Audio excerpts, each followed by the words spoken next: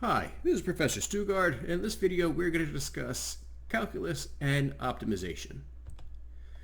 Alright, in this lecture we're not going to discuss too much of the theoretical calculus. We're just going to try to understand what differential calculus is used for, and then understand and learn how we can use calculus to solve our optimization problems. Now, calculus. When we discuss calculus at the most basic level, it's really two different areas that are related by the fundamental theorem of calculus in a wonderful and beautiful way. But basically it breaches the gap between differential calculus, which is involved about finding rates of change, which is how variables change in relationship to other variables, which is incredibly important in a bunch of the sciences.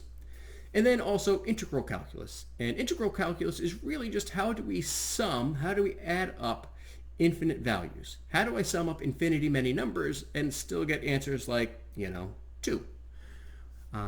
This is related to problems like finding the area under a curve and a bunch of other important topics in physics as well.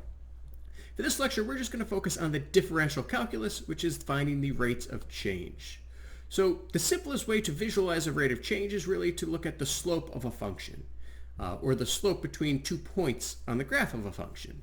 Now, slope measures the steepness of a line. So slope, again, typically we always remember it as our rise over run, but it's really our change in the vertical divided by our change in the horizontal as we move from one point to another.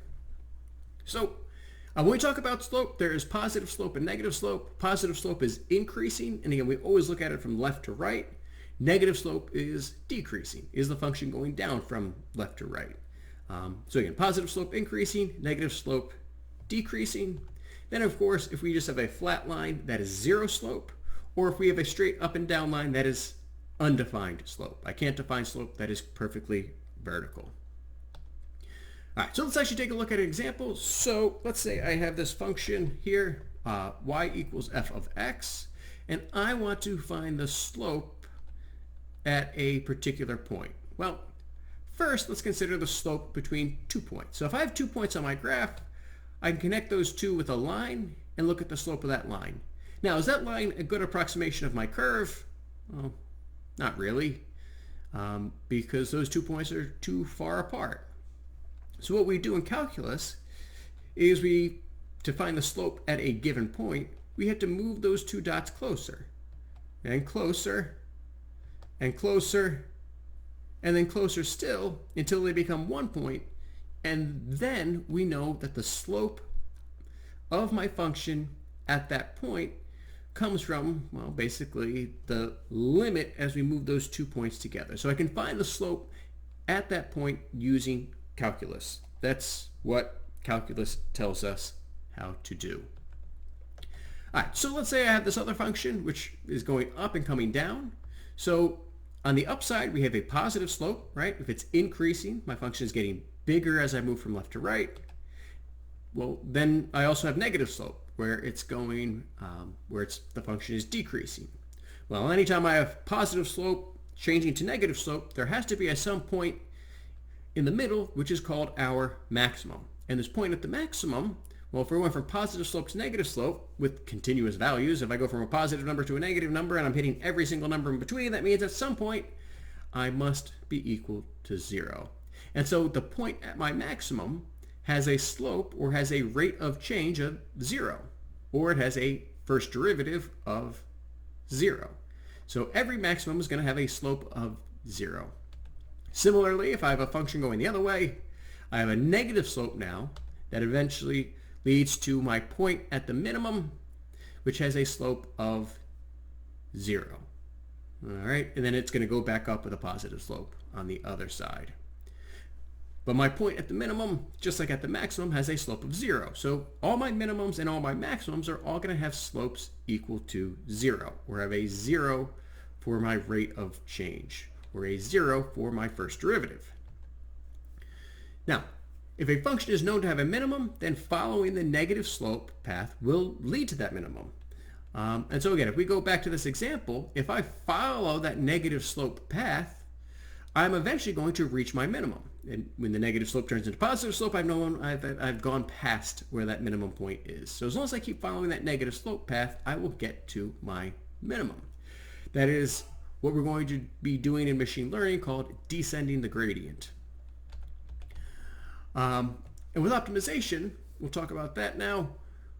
When we optimize a function, we are trying to find either its maximum or its minimum point, depending upon the type of problem that we're trying to do. Optimization is just a general catch-all term for either finding the maximum or the minimum of our functions. Now, since we know that the slope at our maximum or minimum must be 0, optimization really means I want to find all the points on my function where that derivative is equal to 0, because every maximum or minimum must be where my derivative is 0. However, just because a derivative is 0 is not going to guarantee that that point is a maximum or a minimum. So be really careful. Just because it's 0 doesn't mean it's a maximum or minimum. But if I know that it's a maximum or minimum, I know that it's 0. One of those, every square is a rectangle, but not every rectangle is a square type of problems. So let's take a look at some functions. So y equals x to the third, fairly common function. We actually do have a 0 slope here at, 0. Is that a maximum or a minimum? Well, it's neither. At this point, x equals 0, the slope is 0, but the point is not a minimum or a maximum. It's called a saddle point, or sometimes called an inflection point, but we're going to call it a saddle point. So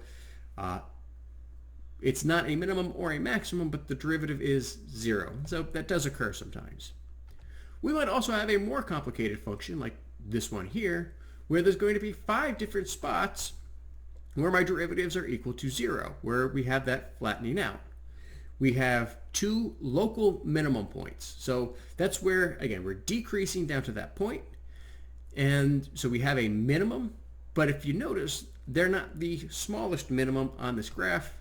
That would be this one way down here. My global or my absolute minimum is the smallest minimum out of every single one. Then my other 2 points, those are local maximums because they're the highest point at their own little particular regions. In this case, there is no absolute maximum because the function is still increasing to infinity on both sides. All right, so that's it for this video. So can you answer the following questions? Number 1, what does optimization mean? And then number 2, if the derivative at a point is 0, does that guarantee that that point is an absolute maximum or minimum? And then, question 3, make sure that you know that we can follow the path of negative slope down to a minimum no matter what. All right. Hope you learned something today. And as always, take care of yourselves.